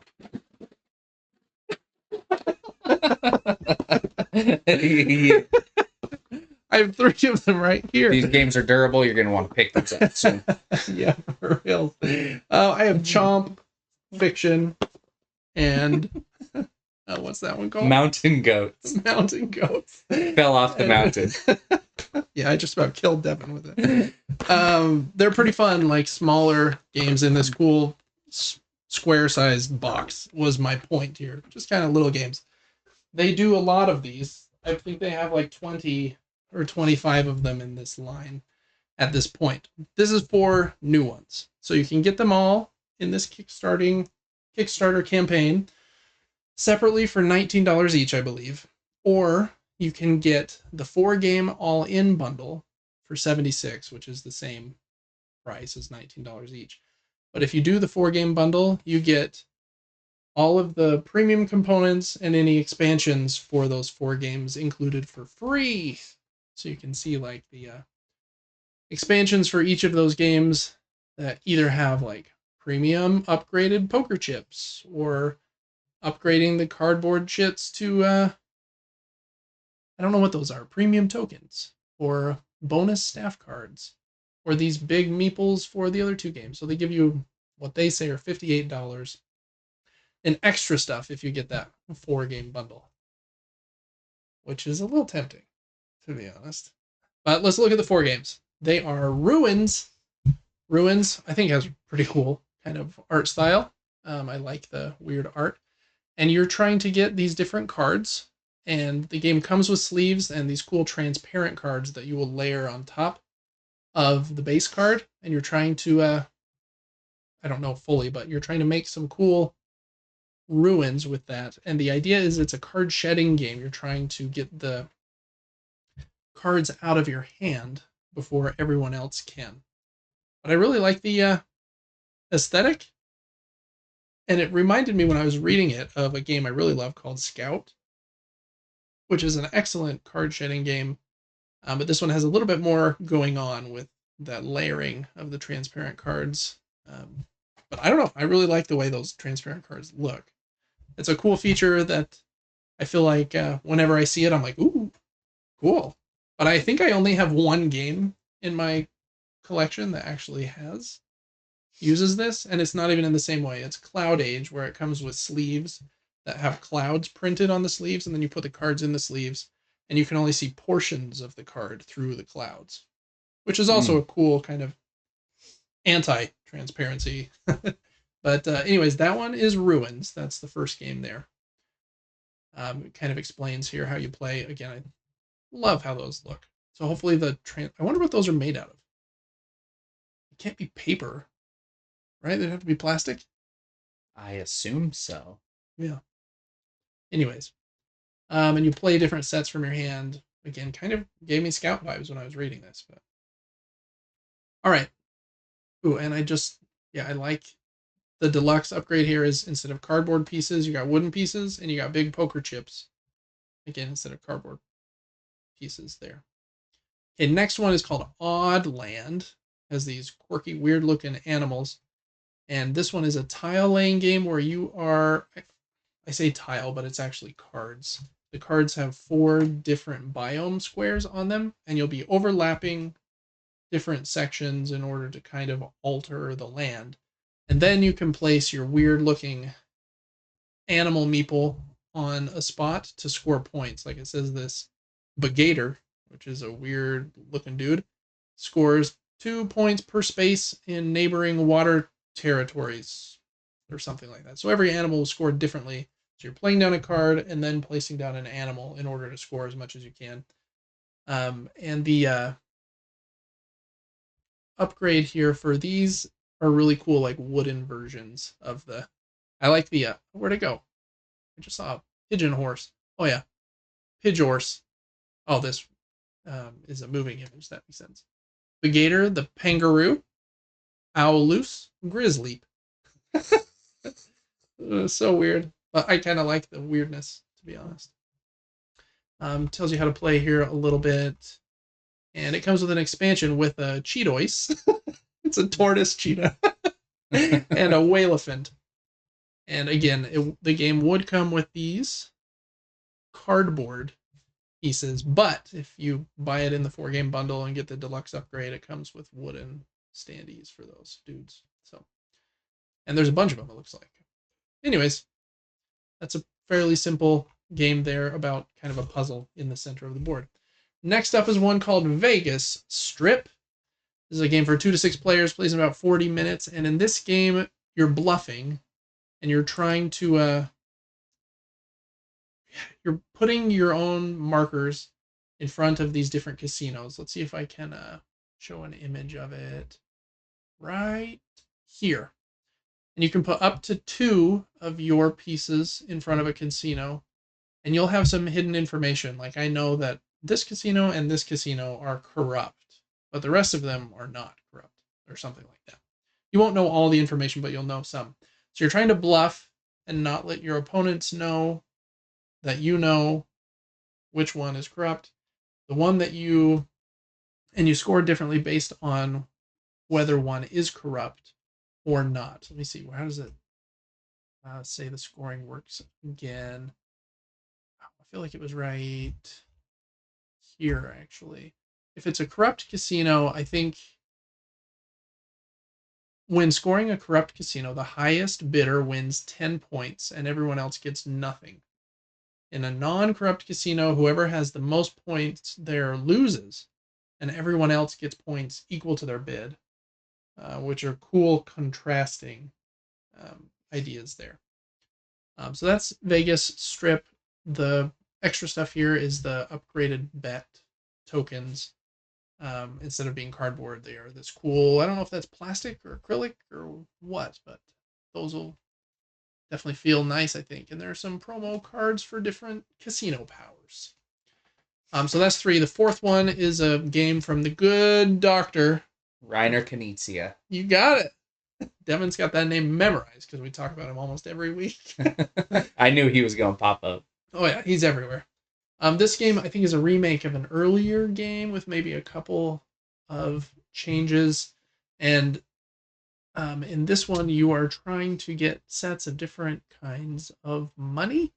And I'm trying to remember exactly how you score. You are bidding for cards like at the exchange, but then you can use the cards you bid to trade for the bids of other players. Reading how the game works was a little wonky. I think seeing like a round in action would help for sure. And then you score all the sets you have of different currencies, which just looks like different colors of money, I guess. If you have 200 or more of a currency type, you score the value of that currency. If it's under 200, you score the value of that currency minus 100. So I imagine you could get negative for some if you don't get very many points of a certain color. So, anyways, also has a deluxe upgrade with some cool meeples. So, anyways, All Play, they do good stuff. I think that these 4 games seem pretty interesting, to be honest. Some of their other ones, like let me show you. They have, oh, this is actually cool. If you get the All 4 game bundle, it includes this wooden All Play token, and it will give you a unique code on the back, and each code is redeemable for 1 free tiny game in their tiny box line. I don't know which games they have in that line, but also very, very $4 shipping in America, even if you get all 4 games. Pretty crazy. So I don't know. I think it's a pretty good value if you want like quick games. Some of them from really famous designers that have a bit more game than the box would make you think. So, anyways, that is the 4 game collection from All Play. And that one ends, I think, if I can scroll to the top because I can't see the scroll bar. There we go. On November 14th, like most of the games that we'll be looking at today do. Okay, next up is one called Grunaville.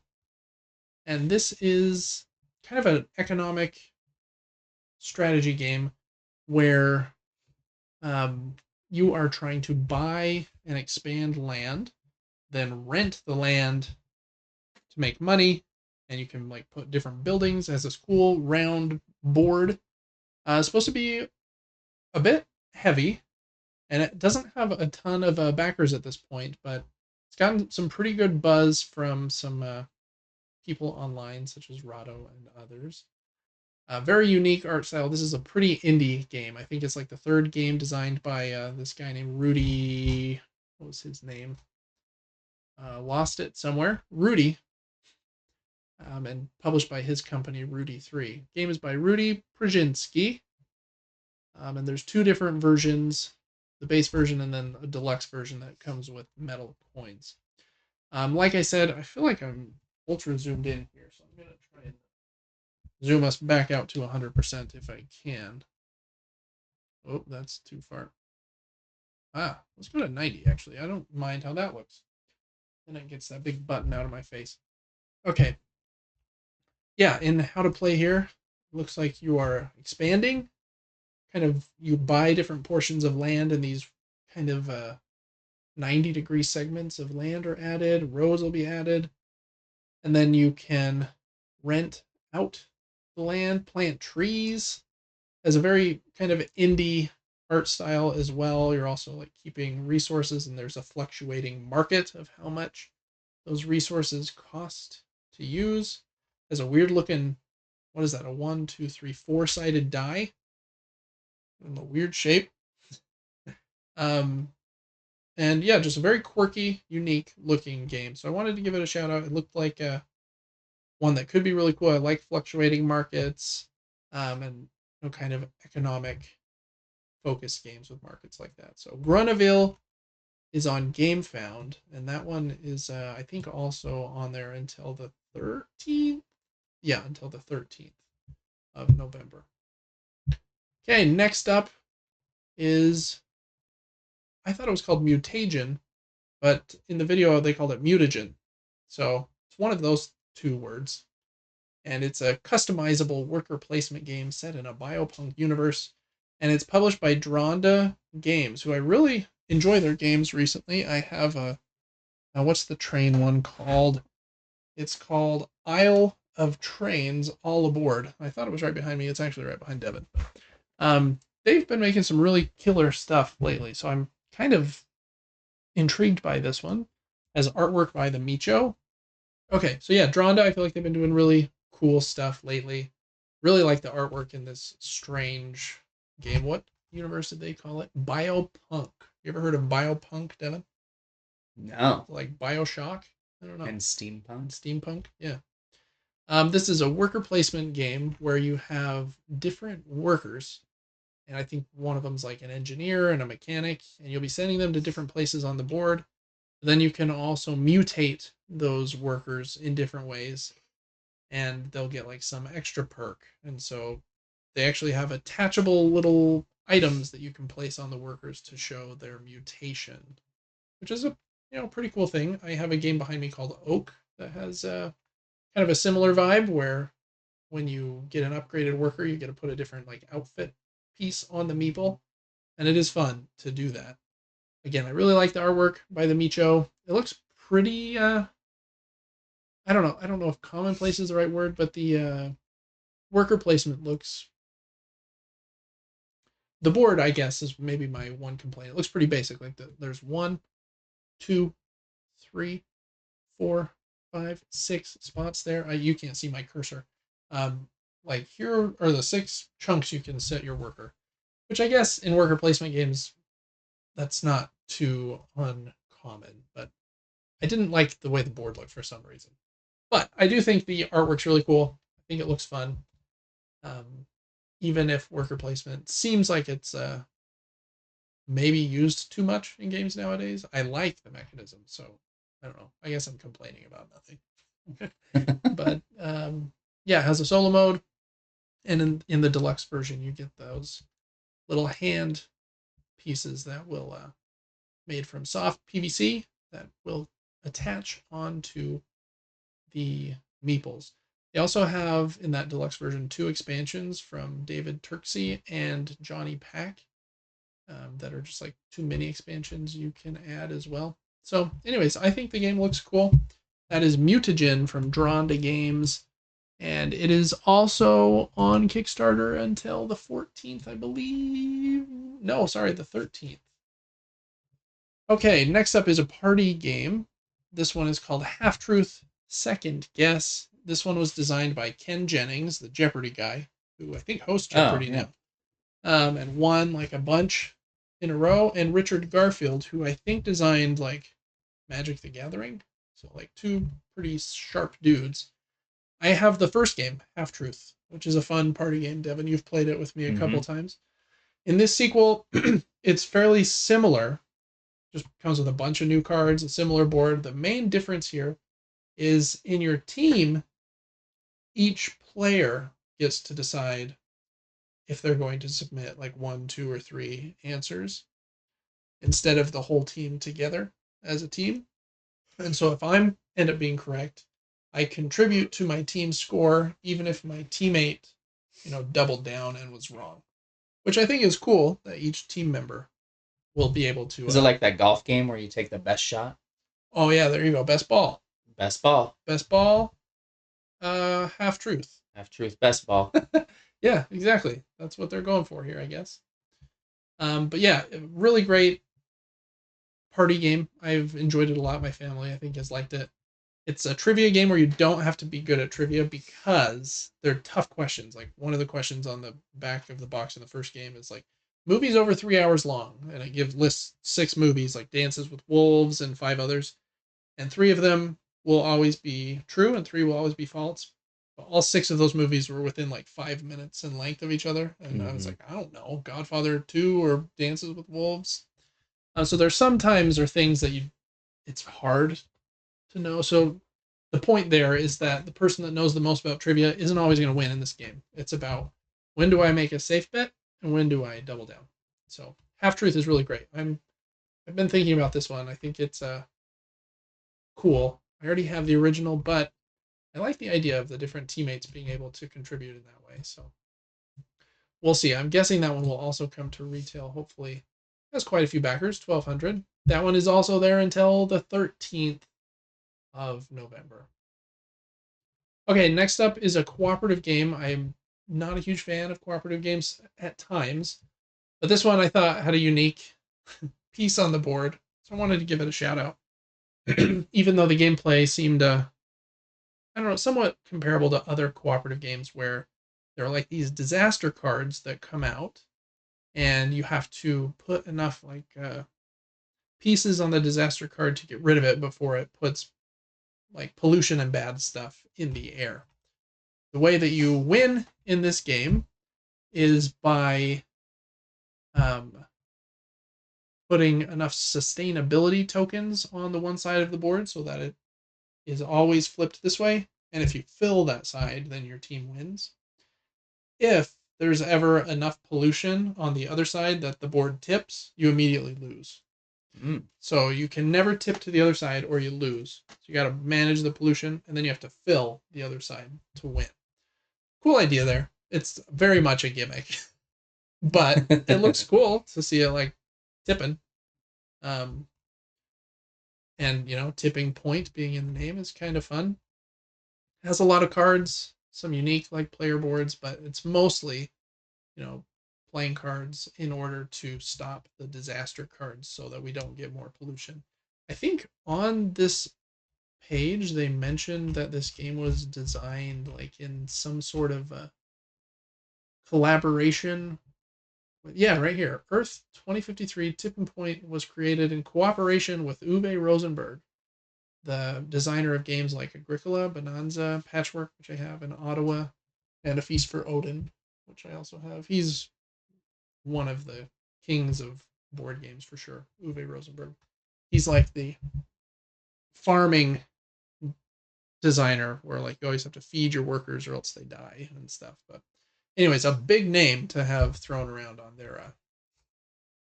their page here. So anyways, I thought it looked kind of fun. If you like cooperative games, that seems like a fun mechanism there with that tippy board. Seesaw with 50 wooden discs. Wonderful. And a bunch of cards in there as well. That one also ends on, that one's the 14th. 13th and 14th. Lots of games ending on those days. Okay, Devin, this game is called Tend from Ivy Studios. You've actually played one of their games before called Fractured Sky. They make kind of big, pretty games with kind of fancy pieces, and this one is no exception. It's very cool. It's a sci-fi farming game where it's kind of a roll and write. You are doing a bunch of stuff on a board in order to plant crops and go fishing, and whoever has the most successful farmstead in this sci-fi world will win. But it has some kind of weird quirks to the game. So let me show you kind of the parts here. So a new kind of flip and right. You have these cool dice, and you have to kind of plow the ground underneath them. And then the die sits there, and then from turn to turn, it will kind of rotate to the next side to show it like growing. And then eventually it gets to a side that has a white number, and that means it can be harvested, which is cool. But it also is, like they say here, it's technically a flip and scratch and roll and tick and stamp and write. But that's too long to put on the box, they said. In this game, when you till the crops, you're going to draw these little squigglies. You put these cool crop dice on there. And then the game comes with scratch-off cards. When you go explore the woods, you use this metal coin to scratch off sections. And you don't know what's under there. It's printed like in kind of a random fashion. So when you're mining, you're doing that, which is very cool. They said during this campaign, they included an extra 50 scratch-off cards. So it comes with 100, you get 150 during the campaign. And they have a mobile app, or it might be a web app, where you can like pull it up on your phone and play an unlimited number of times. Because that was my concern. It's like, well, what if I run out of scratch cards? Mm-hmm. So kind of cool that they've thought of that. Very cool idea. You also have these fishing little sections where you're trying to roll dice on like a column and row basis to catch the fish you want. And you're marking stuff all over this board. And then the other side of the markers is a stamp. and you're putting these different goods in your shipping manifest, and they could be fish or plants or other things, and so you're filling that up in kind of this puzzle mode as well. So there's a lot going on here. Kind of premium component versions here include the fancy markers that have the marker on one side, the stamp on the other side, the scratch and sniff, not snip. The scratch cards are included in every version, I believe. And yeah, it has a neoprene playmat in some of the versions, a bunch of different markers, tons of different. I think each player gets 2 sheets, a project sheet and a farm sheet. And then you also get a scratch off card for the mines and fishing cards, a metal coin for scratching, the cool fishing dice. So it's very like a pretty game with lots of big components. And then as part of this campaign, yeah, there's an extra 50 or 100, depending on the tier you do, sheets. So very cool idea. My neighbor is backing this one. So I probably won't, and I'll probably just play his copy. Their games are kind of expensive. If you want the version that comes with the markers, which is the middle version, not the one with like the playmats and the extra version, that is $100. So it's and they have a $130 version with the super deluxe stuff and a $70 version, but that one doesn't come with the markers. So I don't know. Kind of unique, for sure. They do unique stuff over there. That is Tend. That one is on Kickstarter until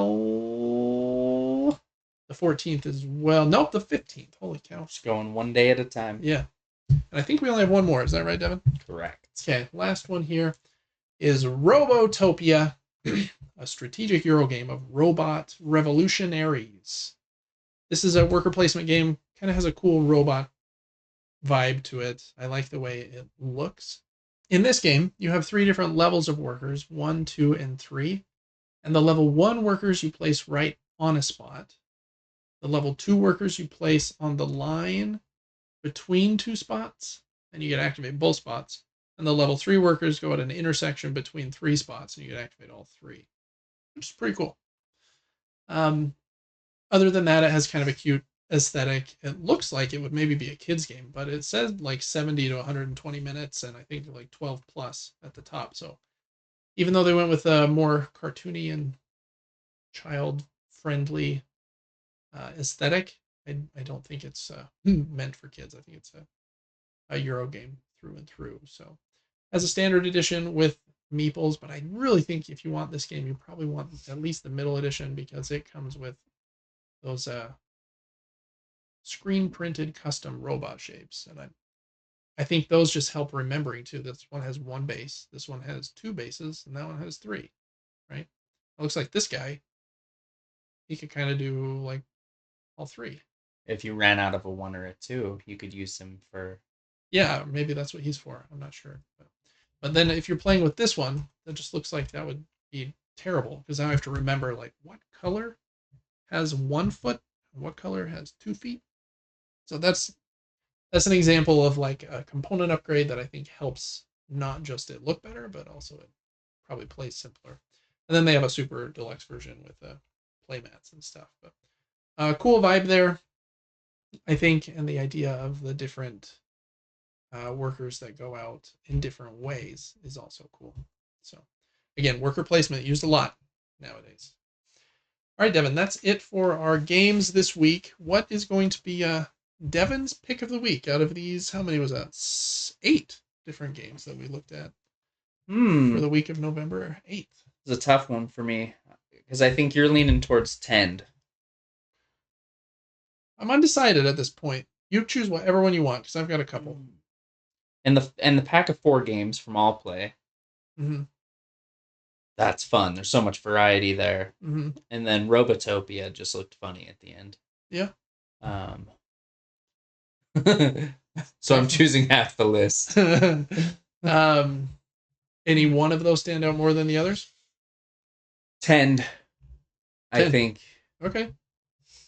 Yeah, I like it. That one I think does look really cool. I watched like a little mini playthrough, and there is a lot going on, because you have 2 full sheets of stuff that you're marking, and then you're putting out those like crop dice. And you can also, instead of doing crops, you can put fences in that area to put animals out instead. And then you can go mining. And so it seems like there's quite a few different options and strategies you could employ. You could say, well, I'm just going to fish this game. And then if you upgrade some other stuff, you can fish out further. So you get like this card that sits above your board that's like a different fishing pond. And I don't know, it's kind of crazy. So I think that's a good choice, Devin. For me this week, I'm going to pick the 4 games from All Play. I think the value there is really cool. And I really like the way that a couple of those games sound. Ruins with the transparent cards looks really cool. And Vegas Strip with the kind of bluffing mechanism, I think seems really awesome. So that's one that I've got my eye on with the 4 different games there. Ruins, Oddland, Vegas Strip, and Money. And that's going to do it for Crowdfunding Corner for the week of November 28th. All right, Devin, we're going to hop off of the screen here, back to just our faces. I don't know if I did that screen very well. There was a lot of clicking and loading and ad blocking going on. But hey, we're back. To end our show today, Devin, with an exclusive look at a game we just played today. And we still haven't told you what it is, so we're finally going to go down to the table. Wabam, and there we are, I think. Yep, we played this new game called, called Ironwood. This game is from Mindclash Games, and it's a 2-player game where one player plays as the Ironclad, and that's what I played today. And the other player plays as the Woodwalkers, and that was Devin today. Cool aspects to the game. I'll just quickly tell everybody how it plays, and then we can talk about what we liked or didn't like about it. You play on this board. The Ironclad faction is already here. They have established a forge in the center area, and they have control with 3 of their dudes or warriors on each of the 3 inner mountains. And then the Woodwalkers start in the outside like this. And the Ironclad will be moving their mine around to mine a bunch of these blue crystals. And then they have to drop it back off at a forge, which could be back at home base or on one of these later on. And if you do that, then you get the crystals and can use them. You're playing cards out, and both players have 3 turns per round with a card each. The Woodwalkers are trying to attack the drill to steal the crystals and not let the Ironclad get too many, because if they get 5, they can turn one of their foundations, like this one here, into a forge, and if they get 3 of their octagon-shaped forges out, they win. The Woodwalkers, if they get 3 of their octagon-shaped totems, they win. They have to discover where they are. They're somewhere in the land at one of the 10 mountain sites, and they're kind of randomized by this vision deck here. So Devin has to find those cards, keep them secret from me if he can. There are a few ways that I could look at some of his cards too to know where he might or might not be focused on. Then he has to move his dudes around. Maybe it was here at Aurea, and once he gets next to it, he can use a card to discover a totem, and then he has to secure that totem by quickly, as fast as he can, moving it out to the outer forest, securing that token before I kind of try to fight him and stop him from leaving with it. And if he gets 3 of those, then he wins, because he was able to call this guardian of the forest character here to wipe the Ironclad off the land. And if I build 3 forges, I've fully taken over the land, and my foothold is too great to be stopped. So, you didn't like that? It was nice. It's a really cool and very pretty 2-player only game. I really like the touch of having only metal pieces for the Ironclad. I mean, these pieces are awesome. And only wooden pieces for the Woodwalkers. It makes them seem like, that tale as old as time. You got Fern Gully or something here with the forest people and the machines cutting down the forest. This is a bit more serious than that. And it's actually, playing the game isn't very difficult. You usually just play a card and do something on your turn. But assessing the board state and like which card should I play because I need to move dudes in, and then if I do that, am I going to be able to fight and then force him to retreat? And if I do fight, then I play another card for its effects over here. And is that going to be enough strength to knock him out? And then can I move this totem before the totem fades on the next turn? And can I stop him from building forge from this foundation? If I'm able to like knock all of the Ironclad's dudes out, he doesn't have control of the mountain anymore and then can't build the foundation. So surprisingly, even though it's pretty easy to play, you play 3 cards per round and then kind of do a little reset where you get a couple gems at the start of each round and stuff like that. There's a lot going on the board that complicates it quite a bit. I agree. Mm-hmm. I like that. It kind of... Some people online have been saying this feels like 2-player Root. And I can see that a little bit with like the clearings and like the forest between the clearings. And there is a lot of fighting for sure. And I almost mentioned the root thing because we have different win conditions because the mechanics for each player are different. And I think that's what makes the game maybe have some longevity. Yeah. You could play it multiple times as different factions. Well, just between the two. Yeah. But as a first time play, it was interesting because I didn't really understand his mechanics for the Ironclad. Mm-hmm. And so when he was moving, I wasn't 100% sure what he was going for. And I got caught off guard a few times and he let me go back on my turns and change some things. But I like the big decks. There's a lot of cards in these decks which give you a big variety. There's not a ton of duplicates either. No, there's some cards that are in there twice. But yes. A lot of them are just singles. Mm-hmm. And so when it's coming down to it, you're like, oh no, I think I'm going to lose this game, but wait, I just got this card that's a passive effect for multiple rounds, or I got a card where I can instantly take some of his troops off the field and I get to pick from where. And so it was cool. It's super, super well balanced. I thought you were going to destroy me. I really did. When you started getting passive effects and whatnot, I was like, I did not play this right, but it ended up coming pretty close. Yeah, no, it really did. I think I had 2 forges pretty fast, but then you caught up and got 2 totems, like almost back to back. Yeah, I agree with everything you said. I think it's really solid. I like the way it looks visually. I did play it solo once last week before we played today. And solo, I feel like is a little trickier. You have more to manage. I played as the Ironclad against the wooden bot, and the other side of these boards has like the bot rules on it. And then there's also this, see if I can grab it without knocking everything down like I did a minute ago. This pretty big pamphlet that goes over, okay, this is the wooden bot's rules right now. But then at certain points, there's going to be a totem on the board, and so they become exalted. And now their rules change. So you've got basically a double-sided pamphlet just for playing against them. Then when you're playing the wooden warriors and playing against the Ironclad, you use the inside here, and it talks about their actions there. So I thought playing against the wooden bot, the administering the solo bot was a bit cumbersome. So I don't know, maybe that gets better with more plays. But I would imagine if this has a tabletop simulator, playing one player would be much more enjoyable because it would do some of that monotonous reading. If someone's made a scripted mod that would do the logic for you, that would be really fun because then you're just focused on yourself.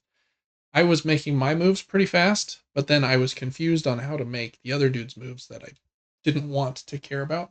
So it's better in 2 players. I like, at least, I've only played it twice so far. Once solo and once at 2 players. Liked it a lot better at 2 players because then I'm reacting to an actual human instead of like a decision tree. And that decision tree was a little confusing. Yeah, I really, really like it. I think the cards are cool. And some of them, like Devin mentioned, can be very helpful in certain situations. There was a point over here when Devin like had a few dudes on, I think there was even a totem there, or there was about to be or something. And I got a card that let me put a white marker on his dudes and that just wouldn't let them move for the rest of the round, which was kind of crazy. And then I think Devin did the same thing to me on one of the mountains. I've only played as the Ironclad, and I really like playing as them. because I feel like they're kind of the bad guys, oppressive force in this game, where you're like drilling around with the drill, getting crystals, and it seemed like it was easier for me to get cards. At least earlier in the game, I had a lot more cards than you did. You had a lot more troops than I did. And I had a lot more troops. I feel like it's easier for them to get troops out. Because every time the drill moves for the second time, you get to leave a troop in the spot you just left. And it's just a new one. It's just a new troop. That's crazy. So that helps a lot to leave troops behind. And I feel like they move around easier because you're going to move them as a grouping. Mm-hmm. Right? This is one movement to move these 4 dudes to Arya, where that would have been 4 moves for the other faction. So I'm not sure. I feel like most of the forums I've read online have said that the Wooded Walker seems overpowered. But from the 2 plays that I've done, I thought the Ironclad seemed overpowered. So now I don't know what's going on. Yeah, I think a couple more plays might tell you. Mm-hmm. Because I didn't have a strategy the first 50% of that game and really wasn't going toward much except fighting. Mm-hmm. And I think if I went for my objective quicker, maybe I could have won. Maybe. It was tight. There at the end, you were a turn away from winning if I hadn't won, because I think, right? I think you were a turn or 2. You needed to discover maybe another a round totem or 2 away. It's maybe 3 to 5 full turns. Yeah, but if you had been able to stop me one more time, like wiping my dudes out, or taking your crystals, then that would have slowed me down enough where you had time to do those 3 turns or whatever. Yeah, all things considered, it was close. The game is well balanced. Yeah, it seems like it. I feel like the Woodwalker, at least for my brain at this point, seems harder to plan or play as. I don't know though. Maybe not. Yeah, all the Woodwalkers start on the edge of the map and they're unusable on the edge of the map. Right, so you must move them all have to move inward before they have any function. Mm-hmm. And that's a strange mechanic. Yeah, it is hard to get inside. I wonder if like people move more around the outside before they go in. If that's maybe. Like a smart play. I don't know. I do like the golems as like the big warriors but they're hard to get out. Like this card that let me put out a golem, you have to remove a regular dude in order to put him out. Or there was another one that costs a couple crystals, I think, to put out some. I really like the art on the cards is really cool. The board art I really like too. It reminds me of Princess Mononoke. For some reason, I get that vibe from the forest spots. And even from like the little towns here. It just reminds me of that movie for some reason. But then I look at a card and I'm like, oh, it's not like that really at all. But I like the way it looks. It's a very pretty and cool game. Yeah, I don't know. Any other thoughts about it after a single play, Devin? I think we've covered probably most of the... Yeah, we've covered most things. I do like how the order of operations is just... there on your board is really... right on your board. Yeah, you can't really mess that up, which is nice. Yeah, it looked confusing to me at first, but truly after taking 2 turns, I fully understood the processes until something new came up, and then it was easily learned as well. Yeah, I agree. I think the rule book is surprisingly long. And so when I started reading it, I was like, man, is this game going to be more complex than I want it to be? But because this is printed here and like you can keep track of everything really nicely, like my first turn's done, my second turn's done, my third turn's done, because you put the cards right there in this little slot. And these white markers work really well for the cards with the ongoing abilities. Yeah, I think it works really well. So yeah, I don't know that I have much more to say about it. At this point, I really like it. I just need to play some more. I want to try the Woodwalker because I feel like I would stink at using them. Thinking about the moves I was making, like throwing troops around. Like I threw 5 or 6 troops here on the last turn trying to like secure this last spot. I'm like, how do you keep up with that as the other faction when you can't move that quickly? You had some cards that let you move like 5 dudes. But 5 dudes for you is like, I don't know if there were 5 here, it's like, okay, well, I can move 1. And you can't ever move a guy more than once in a turn. So Yeah. he's done. And then 2, 3, 4, 5. I don't know. And in order to do a second action on that move, I had to spend gems. Mm-hmm. Spend 2 gems to then attack after barely moving those 5. And the Woodwalkers only get 1 gem per turn, whereas the Ironclad get 2. So I don't know. It's very unique. I like it a lot. I like that it seems easier to play than I thought it would. After reading the rulebook, and especially after that solo play, I was like, "Oh no, is this going to be rough?" But it's really not when you're playing with another human. So, anyways, really like it so far. Let me know your thoughts in the comments if you have enjoyed this game. It's one that I want to, I think I want to keep it for a while, play it some more, and see if it's one that will make its, I don't know, get its place on my top 2-player games or not. So, anyways, that's going to do it here, Devin, for this kind of early thoughts on Ironwood and for episode 32 of the podcast. We did it. It's we've been recording stuff for 4 hours. How are you feeling? I did not know it was that late. I didn't either. At all. Yeah. I shouldn't have had that energy drink I had before we started because I feel like I'm ready to go. He's ready for 4 episodes of Impractical Jokers. There you go. I do like or that show. the more responsible thing and doing playthroughs of games. Yeah, I do enjoy playthroughs of games as well. All right, well, thanks so much for listening, watching. Make sure to check out the rest of the content we do on Super Game Brothers and Gaming Top Down. Check us out on patreon.com/Super Game Brothers if you want to write into the show, get early access to the shows, all kinds of good stuff. And we will see you next week for episode 33. What's 33? That's my age. Oh, what's my age again? There you go. Cool. All right. Till then, see you later.